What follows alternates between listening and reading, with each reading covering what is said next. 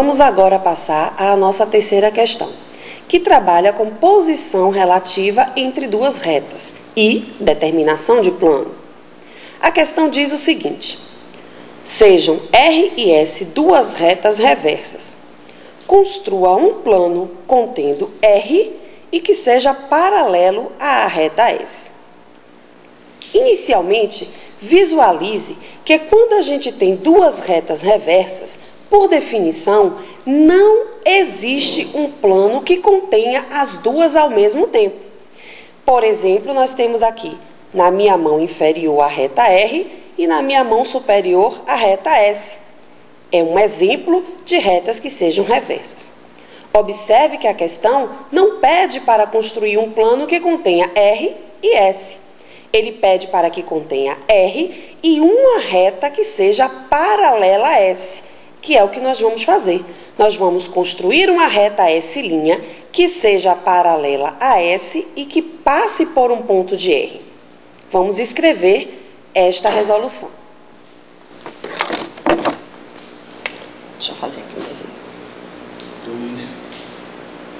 Como foi mostrado anteriormente, temos aqui então S e R, duas retas reversas, que não se interceptam e não estão contidas no mesmo plano. Para construir o que a questão pede, o que nós vamos fazer? Considere em R um ponto que a gente está chamando de P, ok? Nós sabemos que passando por P existe uma única reta que é paralela a S, que aqui eu vou chamar de S'. Então, neste caso, estamos considerando S' paralela a S e P pertencente a S'. Observe que agora as retas R e S' são concorrentes. E nós já vimos que duas retas concorrentes determinam um único plano. Nesse caso, nós temos o plano que aqui eu estou chamando de alfa, determinado pela reta R e S'. Então, alfa contém R e S é paralela a alfa. Por quê? Para uma reta ser paralela a um plano, basta que o plano contenha uma reta paralela à reta dada. Como S' está contida em alfa e S' é paralela a S, isto é suficiente para verificar que S é paralela ao plano alfa. A senhora se apresenta,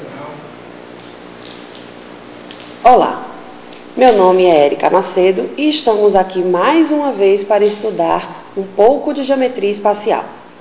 Neste encontro, foram selecionados alguns exercícios do capítulo 4 do módulo, que trabalha exatamente com o volume de prismas e cilindros. Vão ser selecionadas algumas questões em que a gente precise calcular o volume baseado em alguns elementos dos prismas e cilindros e em outras fazer justamente o processo contrário. Uma vez conhecido o seu volume, poderíamos calcular alguns de seus elementos. Começaremos então com a primeira questão. Calcule o volume de um prisma quadrangular regular, sendo 3 centímetros a medida do apótema da base e sua altura igual a 10 centímetros. Como vocês podem observar, um prisma de base quadrangular regular é um prisma cuja base é um quadrado. Então, nós temos aqui um quadrado e vocês devem estar lembrados que o apótema é justamente o comprimento do segmento que liga o centro da circunferência inscrita no quadrado até o lado do quadrado. Então, nós temos aqui, ó, o centro da circunferência sendo ligada até o lado do quadrado de maneira perpendicular, medindo 3 centímetros. Neste caso, como se trata de um quadrado, a medida do apótema é justamente a medida da metade do lado. Sendo assim, nós podemos concluir que o lado deste quadrado mede 6 centímetros. Por outro lado, a sua altura é 10 centímetros. Com essas duas informações, nós podemos calcular o que foi pedido, que é a área, que é o volume desse prisma de base quadrangular. Nós sabemos que o volume de um prisma é dado pela área da base vezes a sua altura. Como nós temos um quadrado, a área da base é dado por lado ao quadrado vezes, novamente, a altura.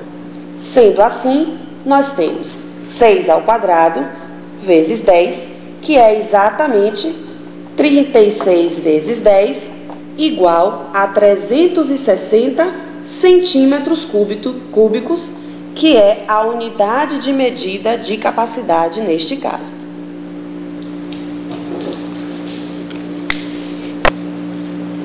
Vamos passar agora para a nossa segunda questão. Esta questão vai pedir que a gente faça exatamente o processo contrário. Nós vamos fornecer o valor do volume e vamos solicitar a medida de um dos elementos do prisma. Acompanhe. Determine a medida da aresta da base de um prisma triangular regular, sendo seu volume igual a 12 raiz de 3 centímetros cúbicos e sua altura igual a 3 centímetros. Mais uma vez, visualize aqui, feito com os palitos e com a massa de modelar, um prisma. Facilita bastante a nossa visualização, porque assim a gente tem a noção real do espaço tridimensional. Aqui nós temos uma base triangular, outra base triangular, porque vocês sabem que todo prisma possui duas bases. E as suas faces laterais, eles são sempre retângulos, no caso de ser um prisma reto, como é o caso deste aqui. Se ele não for reto, ao invés de serem retângulos, vão ser paralelogramos. Neste caso, o que é que nós sabemos? Nós conhecemos a altura do prisma, que aqui está marcada como 3 centímetros, e o seu volume, ou seja, o espaço que ele todo ocupa. Vamos tentar encontrar, então, o valor da medida do lado da base, não é? Neste caso, lembramos que, por ser um prisma triangular regular, esta base é um triângulo equilátero. E, mais uma vez, vamos usar os conceitos da geometria plana.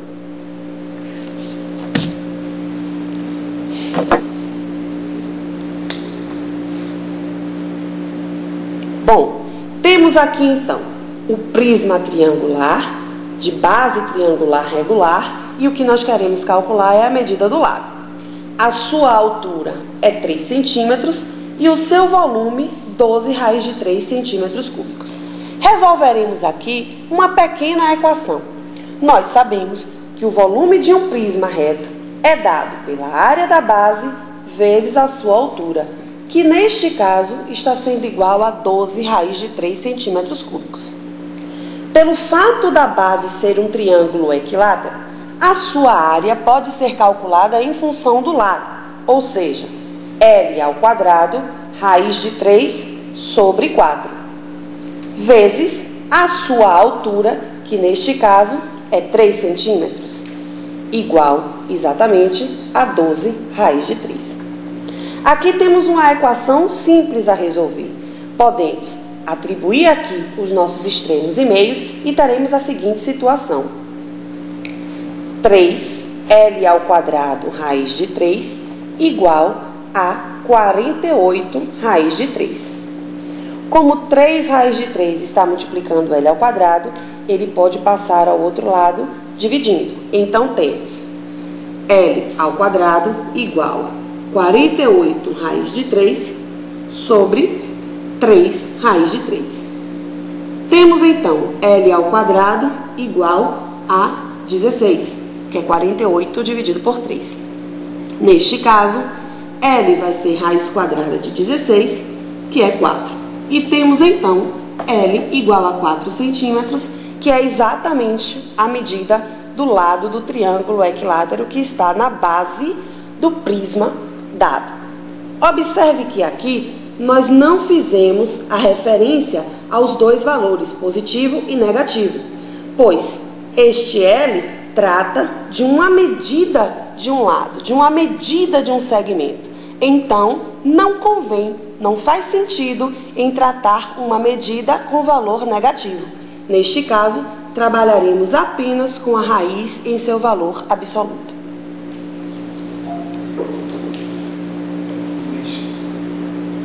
Vamos agora à nossa terceira questão, que vai trabalhar com o volume de um cilindro, que diferencia do prisma apenas pela natureza da base. No prisma, as bases são sempre polígonos, enquanto que no cilindro, a base é um círculo. Quantos metros cúbicos de terra foram escavados para a construção de um poço cilíndrico que tem 4 metros de diâmetro e 15 metros de profundidade? Temos aqui uma representação desse poço cilíndrico, onde a gente está considerando os 4 metros de diâmetro e os 15 metros de profundidade. Neste caso, nós precisamos lembrar que o diâmetro de uma circunferência equivale a 2 vezes o comprimento do raio. Então, se o diâmetro mede 4 metros, o nosso raio medirá 2 metros. E como a questão já deixou explícita, a altura do nosso cilindro mede 15 metros. Na verdade, a profundidade, porque esse poço deve estar provavelmente abaixo da terra. Então, para calcular o volume deste cilindro, utilizaremos novamente a área da base vezes a altura. Neste caso, a nossa base é um círculo, que tem como área π vezes r ao quadrado. Então, como nós temos 2 metros de raio, eu tenho π vezes 2 ao quadrado, vezes a altura, que é 15 metros. Resolvendo a nossa questão, nós temos 4 vezes 15, que dá exatamente 60 π metros cúbicos. Neste caso, não há uma necessidade de estar substituindo o valor de π por o seu valor aproximado, 3,14, que é o que costumamos usar de praxe. Aqui fica a critério de vocês querer manter o valor de π ou substituí-lo pelo seu valor aproximado. No decorrer das nossas atividades, será explicitado quando houver a necessidade dessa substituição. Espero que, mais uma vez, você tenha compreendido bem os conceitos da geometria espacial e tenho certeza que essa aula ajudará você um pouco mais nos seus estudos.